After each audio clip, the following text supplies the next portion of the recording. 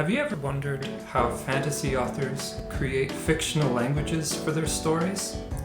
Here are 10 steps that will allow you to create languages of your own. How stuff works. My name is Luke Johnson, author of The Flame Upon the Mountain. I was recently helping my son devise a language for a story that he is working on. The first step we took was to determine the prominent sounds in his language. In his case, his language was for some people made of rock. We wanted the language to come directly out of the physiology. Because they're made of rock, they'd have a lot of clackety and rough and bumpy kind of sounds.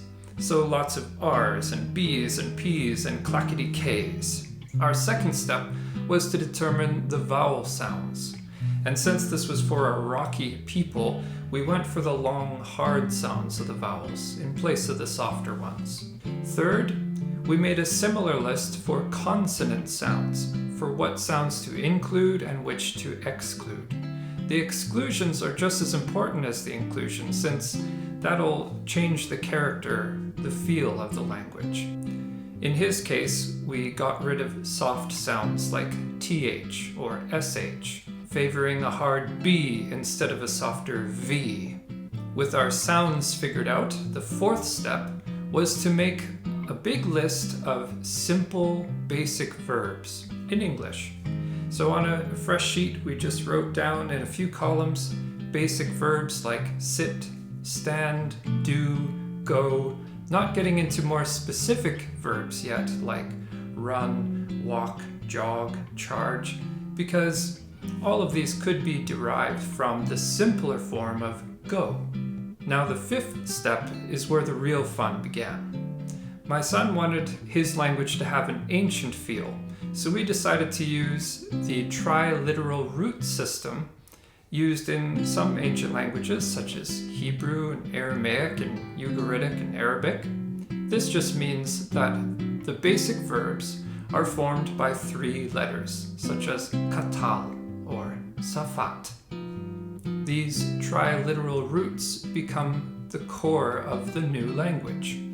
So taking his list of simple English verbs, he started creating 3-letter verbs for each of those words on the list.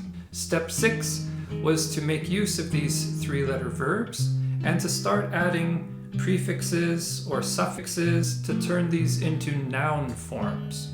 For example, his word for take, toron, he added an R sound to the front of it to turn it into a person who takes.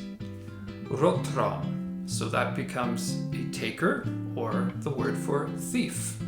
And he decided to put a letter at the end of the word to signify a thing. So Tharnëa becomes a thing that is taken, such as treasure.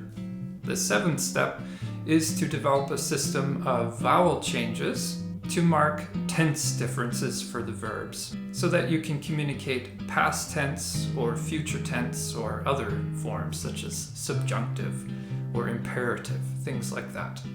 And similarly, for his 8th step, he came up with another system of prefixes and suffixes and vowel differences to create adjectives and adverbs. And the last steps were to come up with some of the little bits and bobs that languages always have to hold things together, such as conjunctions, prepositions, pronouns, interrogative words like what, how, where, when, and a system of numbers. Now, if this is sounding like a lot of work, it is.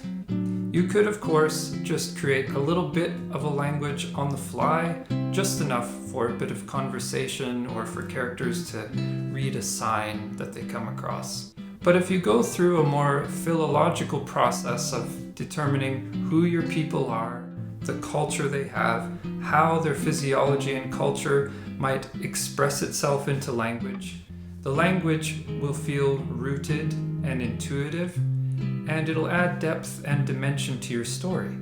Who knows what kind of ideas might come to you as a result of doing this language work. Have you ever played around with creating languages of your own? If so, I'd love to hear about the process you used. Until next time, Thanks for watching. How stuff works is derived from the knowledge and experience of one bearded author. Individual results may vary, especially if attempted outside of Canada. Should be taken with a healthy diet and the advice of a licensed squirrel physician. How stuff works is not intended as a replacement for personally acquired expertise and should not be used in place of actual effort, hiking boots, or professional singing lessons.